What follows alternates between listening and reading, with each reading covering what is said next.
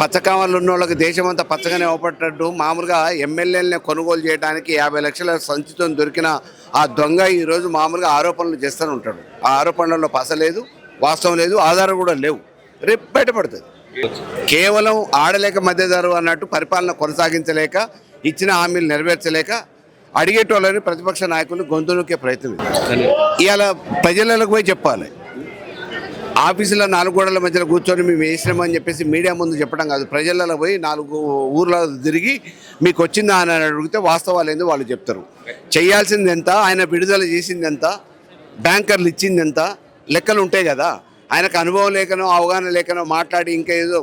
ఈరోజు ఎట్లుందంటే దేవుని గుళ్ళో పోయినాక ప్రసాదం మామూలుగా నైవేద్యం కోసం వండిన ప్రసాదం పూజారి పెట్టినాక మిగిలింది 4 పెట్టగానే నేను ప్రసాదం మీద పెట్టినా, నువ్వు రాకపోతే ఏం చేయాలనే పరిస్థితి ఈరోజు కాంగ్రెస్లో ఆ రకమైన లబ్ధిదారులు అర్హులను వదిలిపెట్టేసి మేము ఇచ్చినాం అని చెప్పి అంటున్నారు. అది అందింది ఎవరికి?